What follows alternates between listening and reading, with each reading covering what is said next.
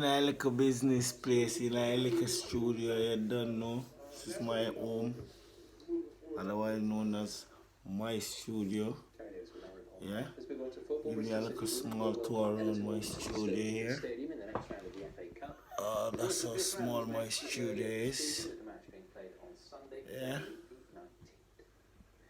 Right, let's get a full look at tonight's weather forecast. Charlie has the details. Yeah, if you look down there, you can see some of my makings. Yeah.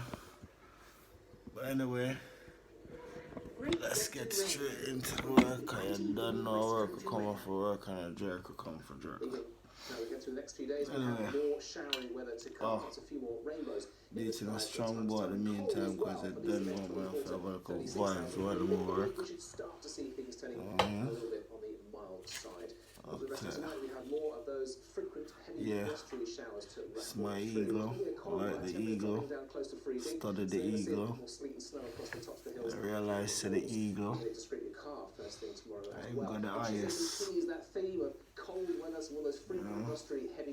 And then see the forest.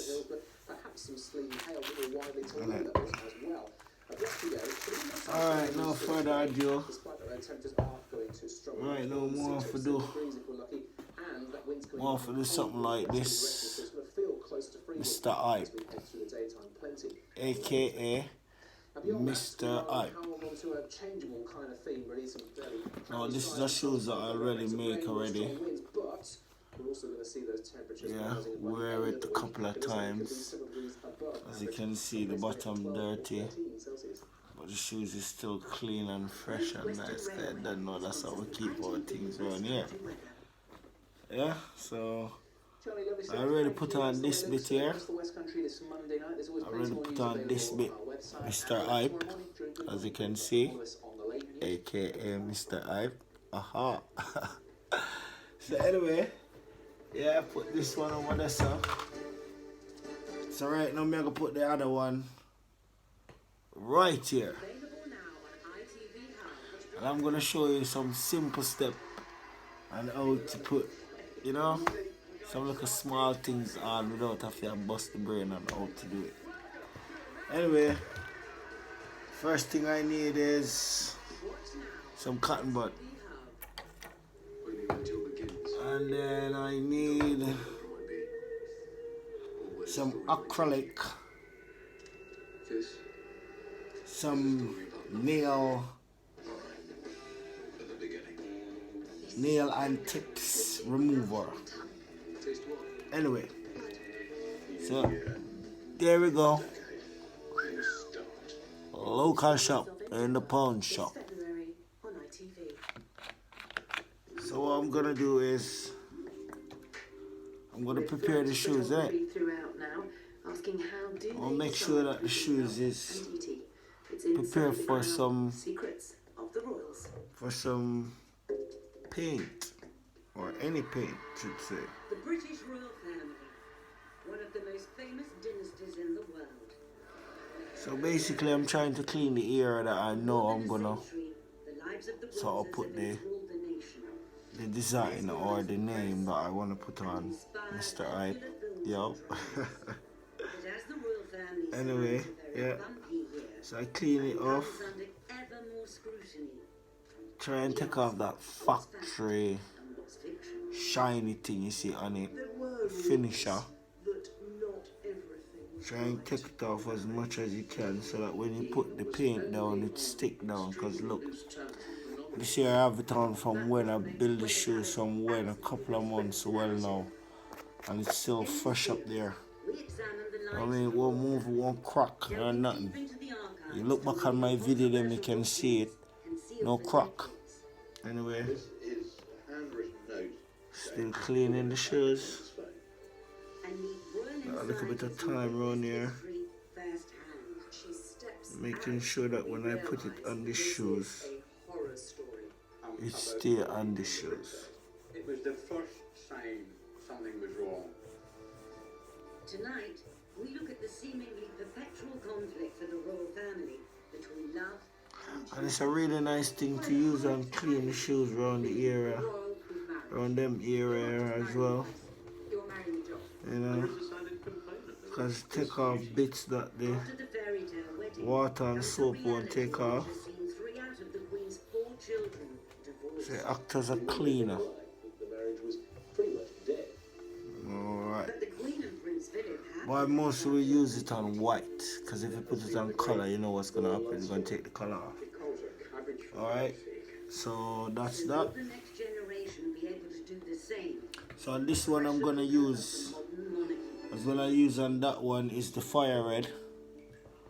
Angela's fire red acrylic. The fact that I fell in love with Meghan so incredibly quickly Yeah, was get it? a sort of confirmation to me that everything, all the stars were aligned, everything was just perfect. It was this beautiful woman just sort of literally tripped and fell into my life. I fell into her life. When Prince Harry and Meghan Markle announced their engagement, it seemed So I'm like gonna a start fairy off- tale chapter for the much-loved Sorry. prince and his soon-to-be-American bride, Sorry. and a sign that the British royal Where's my- family was Yeah. in good I health. already go ahead and But just 18 months kinda after mark their out this- spectacular wedding, the this Sussexes bit were here struggling with the and some pressure of tracing paper. In January, As you can they see, made a that's public Mr. Hype announcement right there. informing the Queen Just to get a to shaken the royal proper, family to its what did I say? It was in effect neat a work then. declaration of independence from the You know, institution a of the more royal precise work. The couple said they would be stepping back from But their anyway, role as senior royals, living part of the year in North America. I'm gonna and put it seeking over to it be like that. financially independent from the family Can you see itself. it? It seems Prince Harry has So I'm gonna put decided he it isn't over prepared it, to line it sacrifice up his relationship to where with I his want daughter it to be. I really believe that William And and have learnt a lot of lessons from watching their parents' marriage. Diana told William and Harry to marry for love. And straighten it up, make sure it's straight and nice and level. is completely devoted to Kate. They're clearly very much in love. They make a great team. Yeah, once you feel like it's a go ahead, William knew Kate before they married. I'll use They were at university Big together. Fat Pen. They shared a house together as flatmates before they started going I'll out. use this But one they for become a my partnership, and I think that she for my easily tracer adapted into the family and knew or what for was the going drawing. Yeah. Harry's marriage to Meghan was more of a And then I world use the heavy pencil and raised forever, eyebrows for a whatever number I of want to. reasons. Here's Anyway. Prince Harry. He's married an American. He's married a divorcee. Going in. And without a doubt, this has been a very fast-moving. So I'm basically tracing it onto the surface of the shoes. Some questions being asked. And this is an easy way to I'm not sure. do it instead of busting your brain. I can easily well put it on without this. But as Harry now Because I've steps been back doing into it for the so long and drawing for so long. that he may be I could following actually the steps of draw it another on. much more prominent royal who decided But to sometimes to put make an love order more special, in Edward VIII. to make an order much more special and more neat and in proportion, I'd rather to Edward was do unique, certain things like this. but behind the scenes, many insiders were concerned Yeah. about his obsession with an American socialite divorcee. Wallis Simpson was an American adventuress in the words. So there we go. She I have a rough idea now entranced, of what I'm gonna do. bewitched him. That's the In first half. 1936, Wallis was still married Yeah. to her second husband. but It's the not king gonna was be the same determined as to the make other her his one wife. because of the With direction the it's Prime going Minister, Stanley Baldwin. and the name of the He spell, said to Baldwin that he was going to. Mr. Hype. And Baldwin said, "Well, look, this Not something back way. isn't on. Parliament won't wear it." Right. He responded that he would marry Mrs. Simpson without government approval, and if necessary, he Then I like to use my magic Edward sticks VIII was to say, to "I start have the to be process what I off. love," and that takes priority over everything. I like to use my magic ones.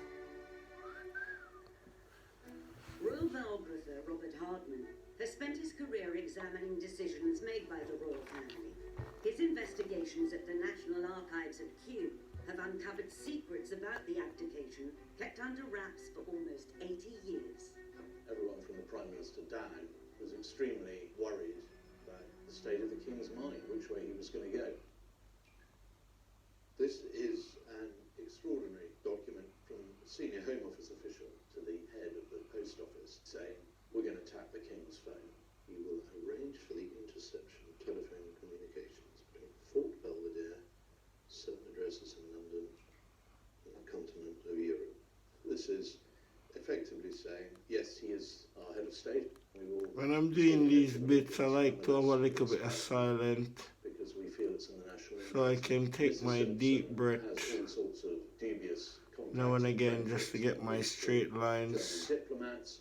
The king was known to, because it may look easy, but it's certainly not. They want to know it all. And indeed, it was later discovered that it was an MI5 operative hiding in a bush in Green Park, listening to these phone conversations, who actually heard the first conversation where the King Edward VIII told his brother, Duke of York, that he was going to abdicate. The public only knew about it on the 3rd of December, and by the 10th, 11th of December, the king had gone. On the 12th of December 1936, Edward's brother, the Queen's father, was proclaimed King George VI. Edward left the country. This is a keen example of He married Wallis in France. No one from the royal the family niceness attended of the wedding. Putting love over duty had changed the course of British history and rocked the Queen's immediate family. customizing your shoes. Prepared for this, they'd been Because, boy, there's no limit to what you can do. You can always customize it, and you can always tear it apart. You can always add on it Just a decade for the later, occasion you want it Edward for. lived to live a quiet life in the country, had fallen in For love. my occasion, really, is Alice, just, however, sought her choice. Prince Philip of it's just to say I am doing this sort of job. There was this strand of I'm in the custom business. he was a slightly You know, so I'm trying to advertise my own stuff. The Greek royal family had been imported from Denmark, and so Prince Philip is not actually Greek at all. He has quite a lot of German and Russian blood in him. I'm trying to be my own billboard. exiles in Paris, and soon And at after, the end of the day, I'm proud of wearing my stuff. He was very much a man who had to make his own way in life. He said to me once, I'm that proud his of mother it. was ill and his father was away, so he said, I had to get on with it. And get on with it he did. Luckily for Philip, he was rescued I'm by his proud of it, extended just like family. how you go in a His brother's JD's and you're brother, proud to William wear their Harry, shoes. helped transform Philip's And at the life, end of the day, encouraging him to join the royal if you're not a person who wears shoes properly, the shoes gonna mash up, good looking, and you buy it at JD's. extremely attractive to And you go to the night shop and it's the same thing. of Princess Elizabeth at Dartmouth. The same thing. And Philip was a naval cadet. I don't make iron shoes. Jumped over a tennis net. What I make is, or what I design is, In a rainbow. shoes that gonna last you for a good time if you 13-year-old treat it Elizabeth right, fell in love with Philip at Dartmouth Naval like me. but her mother was less enamored. And yeah, you get a good service out of it. Much preferred her to marry a grenadier I'm guard. not making He's iron much shoes. time putting grenadier guards in her path. As you can see, After the Second World War, the mist are popping out. was that Elizabeth should marry Let me show you a someone bit British. closer. The Queen Mother saw The him mist are coming out already with my little magic stick. very embarrassing Nazi relations. Not fully out yet. But the determined princess yeah. saw something in the dashing young naval officer and remained resolute. She was still very young, and so the king took them all off to South Africa on the African tour. Take a pull off from a cigarette George because VI had agreed they could marry. when I'm at His home daughter waited until they came back to announce her and engagement. at this time of the night, One of the most welcome features of it's the about to 12 an hour at night, but that's how me work. I work anytime at night. carriage with its telephone exchange. Can't go outside. I'm living alone. I live alone. Now, if I'm working on a customer that doesn't smoke or a Christian, I wouldn't do that. And made it clear. He certainly saw the advantages of marrying into the House of It's Windsor. cigarette. Somebody described him as a big dog wanting a basket. The Queen's marriage proved to be a love match which Yeah, endured. strong bow. But fast forward a generation, and her son felt impelled to sacrifice love for the sake of duty. What I do remember is, as the Yes, viewers one. Diana became Philip, And in this scene, there will be a lot of paint splashing and the aisle, the relationship various different color paint showing, and be warned. Yeah, you don't know me have to take this medium for big up my friend, cause you don't know this is my medium and you don't know my friend Zan. Got a birthday thing coming up really soon. Next week Saturday, which is the 1st of February at the All Nation Club. Ha ha. That one your name, bring your queen and leave your machine. That one your name, yo, that one you got top the year. This one gonna start the year. So if you never get to go out Christmas or New Year's, this is the show to be. Get me? I done know I'm working on my beats to go over that the God that the dance say. You don't know. Come out with that the beats there, you don't know. I'm not gonna show it off yet. I'm gonna keep it back for a while. And then you don't know, maybe I unleash it before. Or not, maybe you don't know on the night. But anyway, work. Yeah, Zan, Vibe Squad, big up yourself. You don't know your dance next week. And the thing I got big up, because you don't know me, you see all the people them from rare of past show. Man from all American, blood clot American link up them a past show. You don't know. Get me? Man, I fly from all Jamaica, one month of artists are there over there. Me, you know what, I'm not going to say nothing more than come here, so some big artists are going to over there. Now, yeah, Vibe Squad, I'm not talking the thing about me, so some big artists are going to over club. People don't roll out, because you don't know it's going to be pack. It's going to be the thing for talk about. You don't want to miss it. Anyway, in Buckingham store. Yo. Alright, I'm going to reach one of me.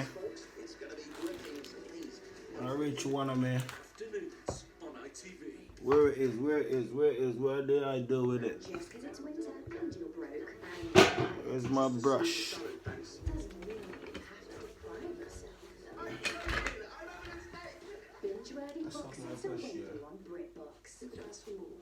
Well, you haven't seen my best yet. Going on. Oh my God. With a wealth of critically acclaimed British hits. Talking. I mess up this ratted shoes, man. Is she talking? Today, the royal family. By the way, I will name fix it. Or we can fix anything. Not to get me. Just today I talk about my friend thing, man. I forgot to use and blow up on it. Oh, it was the last marriage played out by old. But when I get too panicky, you know. That the Prince of Wales had fix to the find thing. A suitable bride, a young, aristocratic, virgin bride. And of course, Diana Spencer ticked all these boxes. Everybody loved her. We don't get too panicky. She was funny, she was uncomplicated. Something go wrong. The reality was actually rather different. You fix the thing. It was the most While I got my hand go smudge the thing stuck, I'm there, big up my friend thing. Diana was taken out smudge of it, but the flat where she shared with bubbly as I say, girls. And she was given we a can suitable fix anything. And the perfect girl Charles thought he was falling in love with was much darker and was much more moody. And by the time they walked up the aisle, the relationship was in a very, very bad way. An interview filmed on the eve of their wedding exposes the true state of Charles and Diana's relationship. What sort of reactions have you encountered to your marriage? The most overwhelming and touching reactions as far as we've been concerned. They're stiff. They have no kind of body contact. When you make your vows, that's the most personal moment. And hardly any sort of eye contact. Is it going to be that for you, even though you know the eyes of the world are watching you at that very important moment? I hope so, yes. I don't know about... Charles always said that when he married, he would marry with his head and not his heart. Where did I put my brush, That, man? I think, was a hangover from the lesson learned Oh. from Edward's abdication. You're right here, you're trying to It hide would me. not be a passion. It swept him away. I suspect they quite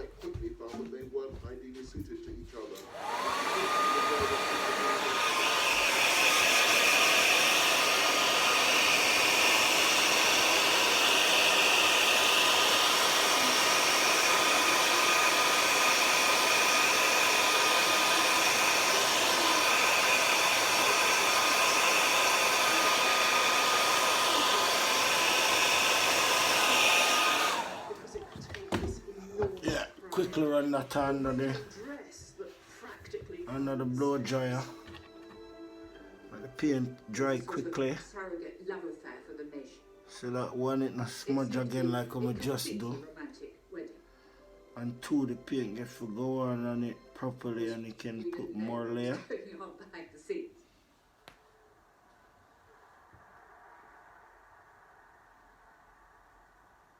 Prince Charles's goddaughter, India Hicks, was one of the 5 bridesmaids and witnessed the feverish speculation surrounding the wedding dress. They were extraordinary experience for a 13-year-old child. Whenever we turned up for dress fittings, the organisation of the car coming up and the world's press descending and trying to get any snap. When we were actually inside the Emmanuel's studio, I remember they had blocked out a lot of the windows because, of course, cameras had camped out on neighbouring buildings with long lenses to spy inside to see what the world's greatest fashion secret was going to look like. There was a feeling of fun around it all. We would be on the floor above, she would be in the floor below. What I do remember is, as the weeks passed, Diana became thinner and thinner and thinner. And they had to take the dress in and in and in. And so there was a lot of scurrying around to make sure that dress was fitting her. You got pretty close to Diana during those times, and there was always this feeling of Diana being the pig girl. And we were in awe of her. And looking back, you think, my God, she was 19. She was just a child herself. But as a 13-year-old, I was quite impressed by her.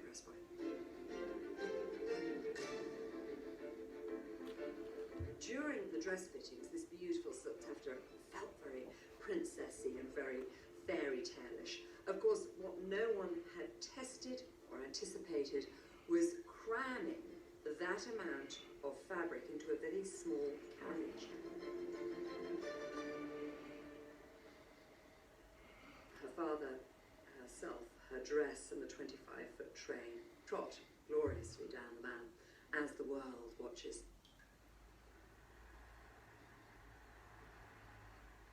The carriage draws up and the trumpet is trumpeting the horses, and the atmosphere was sensational, and the crowds are going crazy. And the carriage door is opened by the footman, and she steps out, and of course the train then begins to unfold itself, and we realise that this is a horror story. It is just 25 feet of crumpled mess.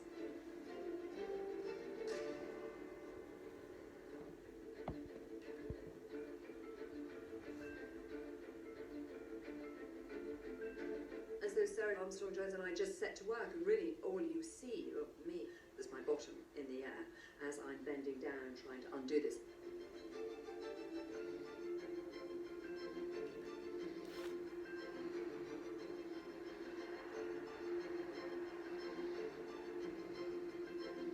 There was a great ball afterwards at Buckingham Palace, and I was so excited. That was going to be my first ball. And after Charles and Diana's wedding, we went home and I lay down for a moment, just a moment. And I woke up to discover my whole family had gone to the ball and I had been left alone in the house. I was livid. In marked contrast to the extravagance of Charles and Diana's wedding, when Elizabeth and Philip got married in 1947, the country was in the grip of post-war austerity and gloom. People felt that they hadn't had the rewards that they should have got as a result of victory. And all of a sudden, this great event took place, the marriage of the future Queen of England. And it was, as Churchill said, a great flash of colour in a period of grim, grey, dark, gloomy austerity.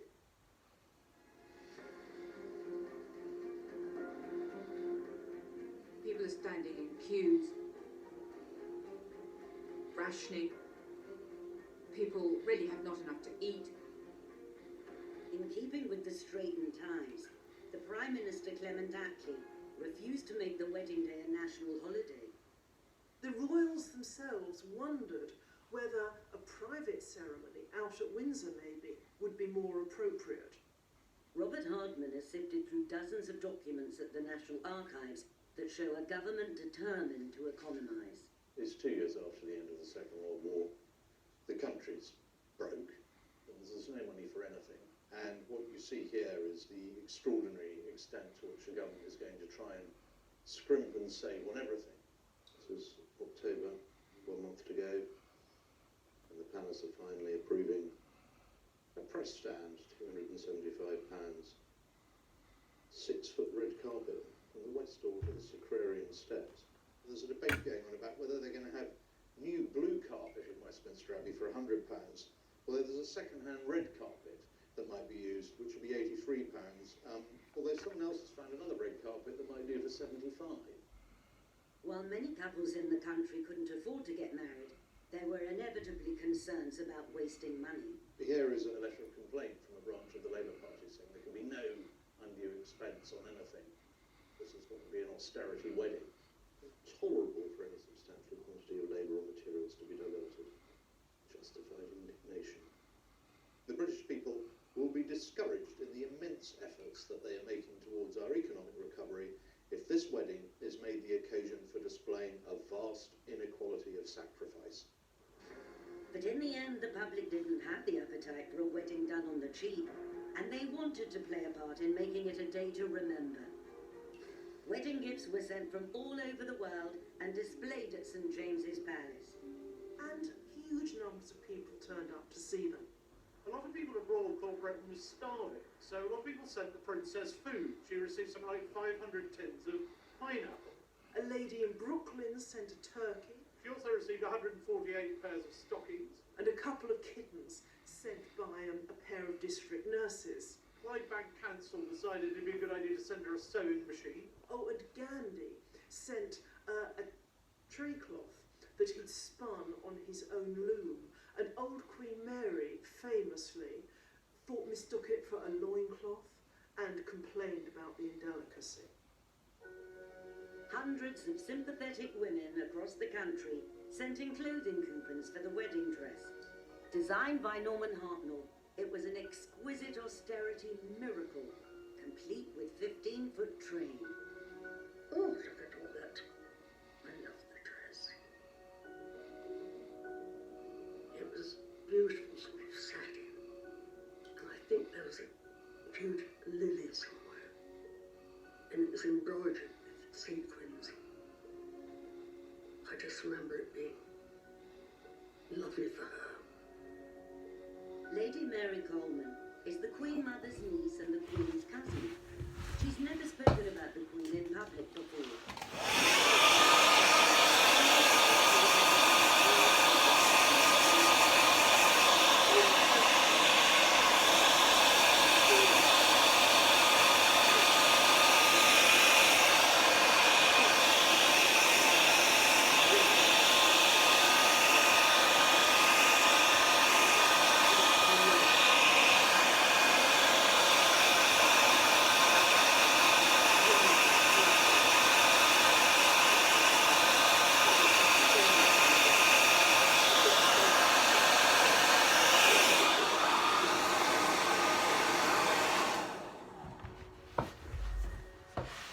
That's the first cut. You know, after the war, it's such a great That's the first coat. happiness. Looking forward now to put the second coat on it, so it becomes more bright and look more factory.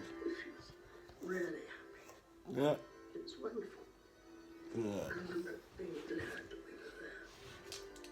Following the king and queen in the procession, Princess Andrew of Greece, the queen of the Hellenes, and the boy king of Iraq. The people who couldn't come to the wedding, rather tellingly, were Prince Philip's sisters, because all of his surviving sisters had been married to German nobility who played an active part in the Nazi cause, so they couldn't possibly make an appearance. It was that close to the war.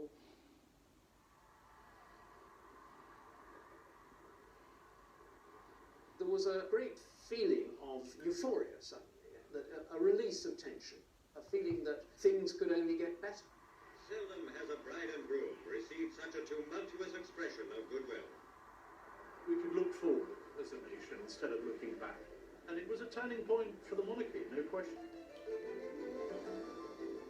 But in just a few years, Princess Margaret's love for a married man would threaten to undermine the bright new era for the royal family. People were very shocked. They felt he'd taken advantage. The Queen's private secretary said to Townsend, "You must be either mad or bad."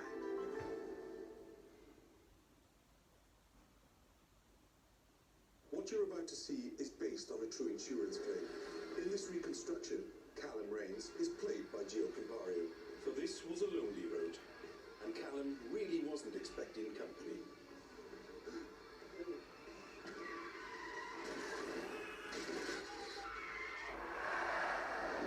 We never know what's round the corner, which is why Go Compare now gives £250 free excess cover for when the unexpected happens. Captain Birdseye loves the simple things, like swimming with his grandson and his crunchy fish fingers made with wild-caught cod and golden breadcrumbs. Crispier than ever. Birdseye. Real food, simply made. This is bad. Something's not right. This could be an emergency. Not panicking. Okay? It's probably nothing. We don't want to waste anybody's time. Hang on. According to this forum, it could be indigestion. Or an exploding appendix. I really don't know what to do. It's chill out, man. When you're not sure what to do, go straight to 111, and if needed, a healthcare professional will call you. Help us help you know what to do. Wow, Katie's giving it some. She must have heard about Aldi's latest Super 6 offers.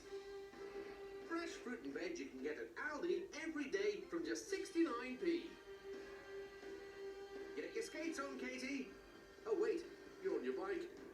Aldi, official supermarket of Team GB. The Virgin Holiday Sale is now on.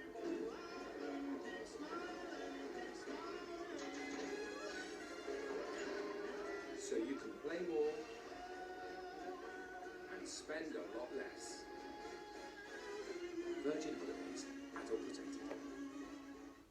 I suppose really if I try and put it into words is that we bought this house in 1971 and we've lived here since, and the only way I would go out of here is in a box, because I love this house. I look around this room every evening and I think how lucky I am.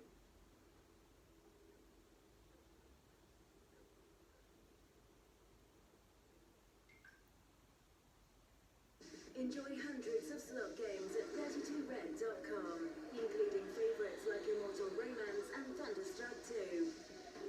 And sing and spin along to big hits for huge wins with our Village People Macho Moves game. Get £10 free when you join. Play responsibly and keep gambling fun at 32red.com, where you're the big deal. I'm here in India to see how Microsoft AI is helping prevent people from going blind. 80% of the people who went blind can be prevented. Wow. The first step is to capture a photograph of the eye, and the AI does an analysis in real time. To show who's at risk. That's correct. And we can get them the right treatment. So you can help prevent blindness. Exactly, that's the whole point. Wow. Wow. Yeah. The National Television Awards are coming, and the final round of voting is now open. Vote for the stars and shows you love at nationaltvawards.com. Voting closes at midday on Tuesday, the 28th of January 2020. The National Television Awards. Vote now.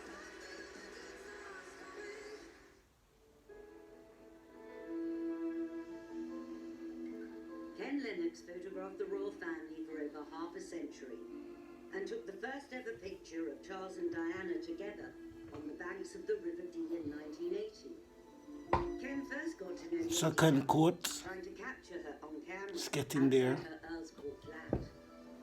I couldn't give away for I have to go into the height bit and clean it up with the white, as you can see, become smudge it. But never mind that. This is the honeymoon photocall. The couple walked up, sat in a little style, and really full of affection. They answered questions, and they were hugging in front of the camera. We never seen royals doing an official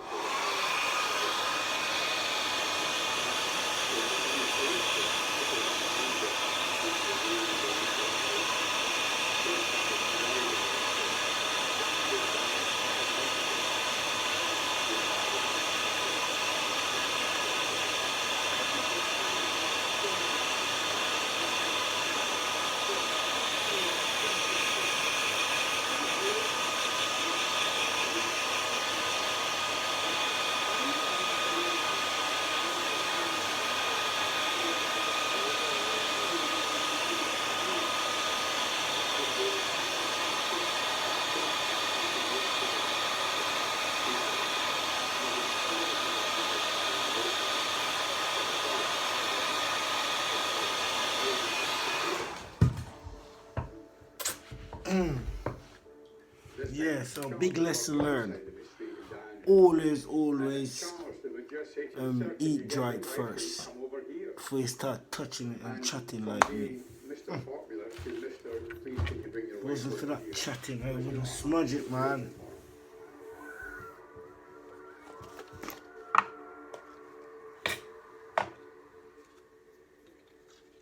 I'm about 4 feet from the princess, and I'm trying to get a bit of the opera house in the background and some of the crowd. And Diana burst into tears and wept for a couple of minutes. After it was over, I went to see the press officer for the Prince and Princess at that time. I said, "What happened?" And he said, "Ken, Mozzie's jet lag and heat," and so on. So I just accepted that. Charles, I don't think's noticed at that stage, you know. If he has, typical Prince Charles to look the other way. But it was the first sign of something was wrong, and we then began to see other things happening later on. The idea that there could be actually anything seriously wrong with the marriage was unthinkable. It had to work, and it was our job to make it work, or at least appear to work.